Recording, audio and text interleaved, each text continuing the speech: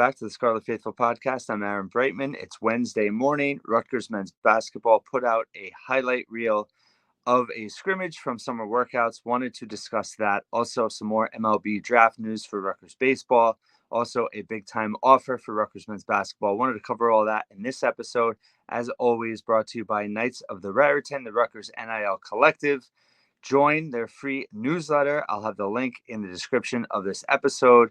They find out all what's going on within their organization, activities they have going on for the fall and this winter, as well as how to contribute and be a member to contribute to NIL for Rutgers student athletes.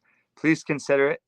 But at a minimum, join that newsletter. You get information from them on Rutgers athletics. They're starting to get more social media, video, stuff like that from the program. So definitely check it out.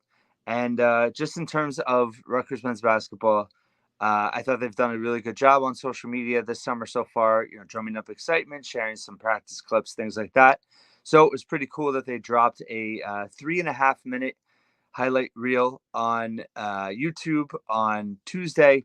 I'll have the link in that to the description of this episode as well, so you can easily find it if you haven't already watched it.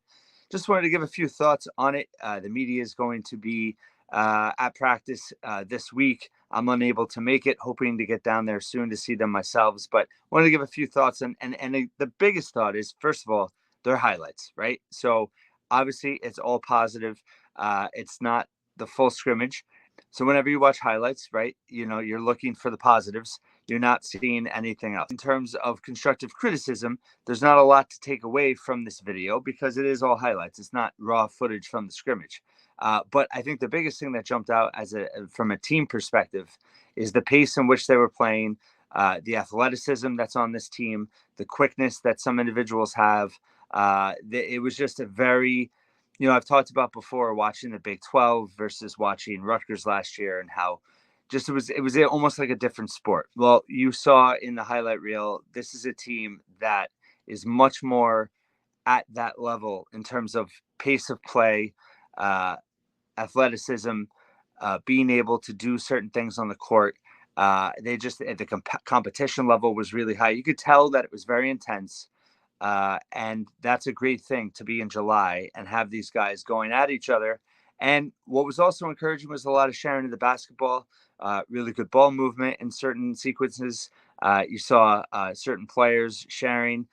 Ace Bailey had, I think, 3 assists in the highlights, 2 to his former high school teammate and now current college teammate, Jermichael Davis.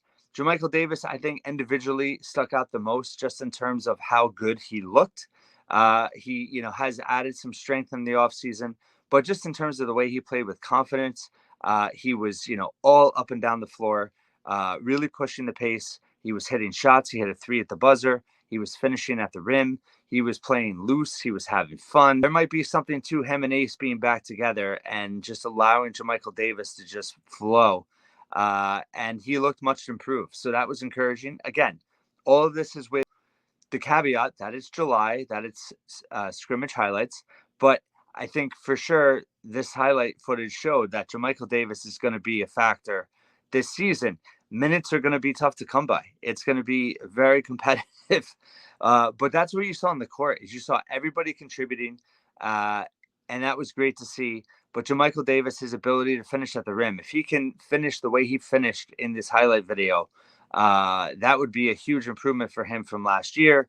Really struggled from 2-point range. And just in terms of also his ability to create, his ability to drive and dish, Jeremiah Williams was playing him. He was giving him fits on the defensive end. So that was very encouraging to see. Ace Bailey, I mean, what can you say? The guy can do it all. He is just such an exciting talent. And the fact that he's in a Rutgers uniform, honestly, it's still not 100% feels real yet. It really doesn't. Maybe it will once he steps on the court of the rack for a game this fall or this winter. But it was just unbelievable to see a guy of that talent in the highlight reel. He hit a deep 3. Just his ability to do pretty much anything on a basketball court you want to do. My favorite highlight of the whole reel was Ace Bailey driving and kicking out to PJ Hayes, who had a wide open 3. If Ace Bailey, and Scouts have written about his passing ability, that it's a little bit raw, but that he has it in him. And He's improved his passing a lot. If he has that kind of vision, that kind of unselfishness during the season, he is going to be a complete player and really make. I mean, the Rutgers offense is going to be so hard to defend because he's got the height, the vision, and the skill to be able to create for his teammates as well as himself. So that was really encouraging to see. You saw Jordan Durkak hit a couple threes. He really took command on the break in one sequence and hit a three at the top of the arc. You saw Agbole rim running. He also, scored inside in one sequence. He looked big and strong. He was certainly involved. Great to see him there. Lathan Somerville had a couple good sequences. He had a nice bounce pass for an assist early on. Dylan Grant attacked the rim a little bit. Just a little bit of everything. The bottom line is this team, the competition level, the skill level, the athleticism, they're wanting to play at a really fast pace. There wasn't much to comment on rebounding or defense, but there's a lot to like that you saw on this highlight reel. And it's certainly, you could tell that this team can operate at a higher level than last season. Now, again, it's going to be about execution. It's going to be about team chemistry. It's going to be about defense and rebounding as much as it is going to be about scoring. But in terms of raw footage, seeing these guys on a court together, it was very encouraging and it was fun to see. The other thing I liked that I kind of picked up on was Jeremiah Williams. He looked a little frustrated to me at times, but then, they showed two big clips of him scoring at the end. He hit a three and then he had a nice offensive rebound and drive.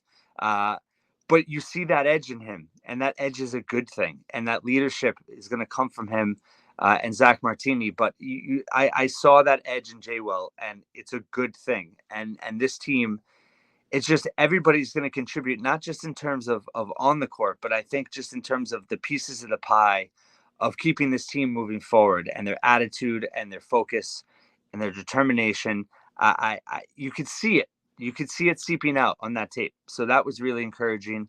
And another bit of news for Rutgers basketball on Tuesday was that they offered four-star shooting guard Kiyan Anthony, the son of Carmelo Anthony, number 32, ranked in the 25 class composite rankings 24/7, plays at Lutheran, Long Island Lutheran, the prestigious prep school, same school as Nigel James, who unfortunately chose Marquette on Tuesday night, longtime Rutgers target. Rutgers was looking really good with him at one point, but they put out an offer to Kiyan Anthony, who tweeted it. He hasn't, been on social media about all his offers, so maybe encouraging there. Obviously, a Syracuse legacy, highly sought after kid. They obviously watched him at the Peach Jam last weekend and offered him now this week. So exciting news there. And those that are concerned about the 25 recruiting class, yes, they don't have a commit yet. They were in on 3 4-stars. They missed on all. But there's a long way to go here. Mason Blackwood's another highly regarded prospect that visited recently. It seems like they're have a very good shot with. So we'll see what happens. But just in terms of, and again, the life cycle of recruiting is just so different now. It's not just high school, it's transfer portal, all that. And how this team does on the court in 24-25 is certainly going to be a major factor. Let's not pretend it's not. It will be. So long way to go there. But just in terms of encouraging signs from Rutgers men's basketball, love the social media they're doing and love the video. Check it out if you haven't seen it. But certainly will, I think, get the hairs on your back or your maybe some goosebumps. It's the heat wave is crazy, but hoops is coming. Last note, Rutgers baseball, MLB draft. 2 more players drafted on Tuesday. Justin Sinibaldi, pitcher, was drafted in the 14th round by the Chicago White Sox, 409th pick overall. Tony Santamaria, great career. Sinibaldi as well, but Santamaria was a very important player for Rutgers in the infield throughout his career. 19th round, 576th pick, Tampa Bay Rays. Following Monday's draft picks, Donovan Zach, the pitcher, 8th round, 235th pick, Cleveland Guardians, and then JKG, Josh Kuroda-Grauer, Big Ten Player of the Year, drafted 75th, 3rd round, Oakland A's. 4 draft picks for Rutgers baseball in this draft, most since 2007 when they had 5 drafted. That included Todd Frazier. And also, 3rd year in a row, they've had multiple picks, and 3rd year in a row, they've had multiple picks in the first 11 rounds. They've never done that as a program before. So shout out to them. Best of luck to all those players. Thanks so much for listening and watching to this episode. And I will have the Power 4 Big Ten offer comparison for the 25 recruiting class for Rutgers football out later on Wednesday. Thanks so much. Have a great day.